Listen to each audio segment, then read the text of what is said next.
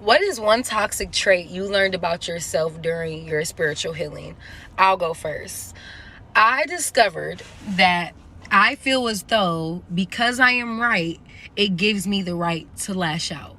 And this only hurts me in the end because since my reaction to whatever is being done to me is so detrimental, it gives that person the excuse to jump over what they actually did to me and only focus on my reaction.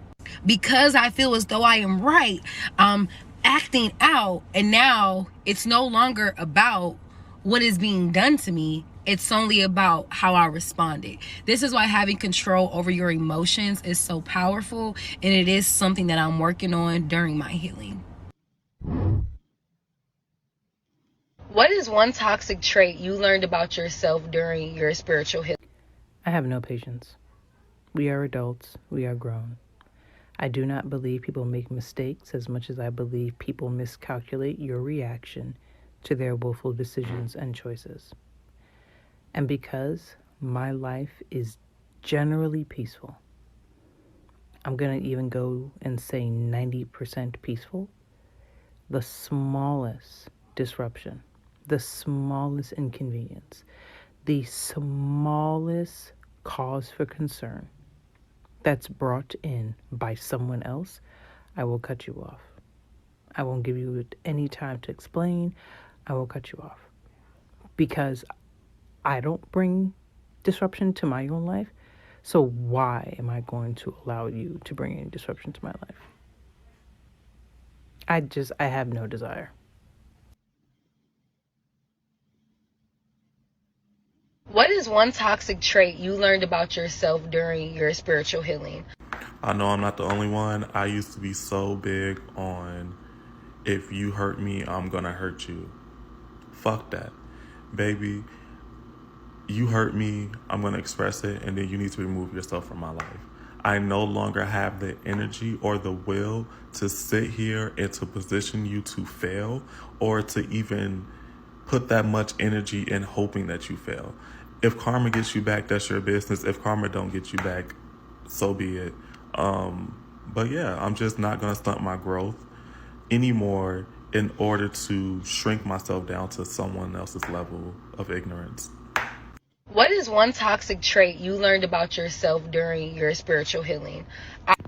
So very many things, but I'll start with what I recently learned this month, and that is that I abandon people like the way that I was abandoned. I react in the way that I was taught, in the way that I saw growing up.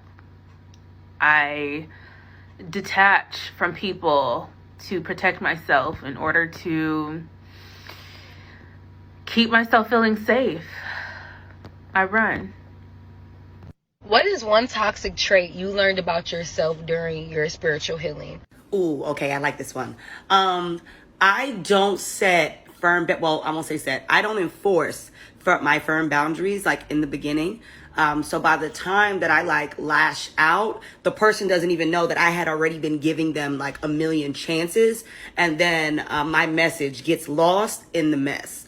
Like I will be trying to coach them through it every time they do it and make excuses for the behavior every single time they do something, not even realizing that if I would have just enforced the boundary and done what I needed to do on my end, we wouldn't even get to that point. But yeah, my message definitely gets lost in the mess because I wasn't firm on enforcing my boundaries. Yep, that's the one right there. Damn. What is one toxic trait you learned about yourself during your spiritual healing? Baby. Okay. So I would have to say mine was the expectations of other people, the thoughts of other people. I gave credence to those things and made them have more power than they should have, causing trauma responses in me later in later relationships. So, for example, when people, oh, she can't keep a man, or, oh, another failed relationship, like those type of things develop trauma responses in you where you are so compromising and want to work together and try to work it out, when it's not, at that point it's not even about love no more. It's about you not wanting to look like you lost. I let that shit go. What is one toxic trait you learned about yourself during your spiritual healing? I cut people off, and I think I'm always right, so I don't listen all the way through, and it hinders me from growing and learning and leveling up as fast as I should be. What is one toxic trait you learned about yourself during your spiritual healing? I was so emotionally unavailable. I'm gonna tell you a little story, sis, okay? So when I was dating, in the past, okay, because I don't do that no more. But when I was dating, I found myself dealing with a lot of men that were very emotionally unavailable, or they had like this disregard for my emotions, and that shit pissed me off. And for so long, I would sit and blame them and always like point the finger at them. Whole time, your girl was emotionally unavailable too. What I learned on my journey is the things that trigger us in other people, most of the time, those are things within us that we need to actually sit and reflect on and possibly heal. During my journey, I learned that you attract exactly what you are or who you are on an energetic level. So if you're emotionally unavailable or you're neglecting yourself somewhere emotionally, you will attract people that do the same thing to you. What is one toxic trait you learned about yourself during your spiritual healing? I expect too much. And what I mean by that is I expect people to act a certain way just because I want them to act a certain way. So when they don't act like that, I end up getting upset or hurt. But I expect them to know why I'm upset, even though I'm not communicating it properly.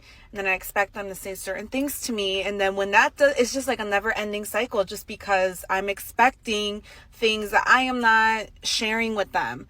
And you can't really expect anybody to act or say anything because they are their own person, just like you are. And you have to learn. It's just all about communication. It's all about learning about your partner and them learning about you, so you guys can come into an understanding and they can understand why you act like that and want certain things, and vice versa. It's just something that a lot of people need to work on, honestly. What is one toxic trait you learned about yourself during your spiritual healing? Narcissistic enabling. So if you were raised by somebody who is a narcissist, or raised by people who have narcissistic qualities in them, whatever, when you get into relationships as an older person, you will make excuses for people who are narcissists. For some freaking reason, you ignore every yellow flag, red flag, whatever, and you will literally brush that shit off and try to make excuses for it because you don't want it to. You want to see the good in that person. And something I tend to do, or was doing, and it takes a lot of healing, a lot of inner child healing, a lot of shadow work, a lot of self-love work, in order to stop making excuses for people like that. When they show you who they really are, believe them the first time. It's that simple.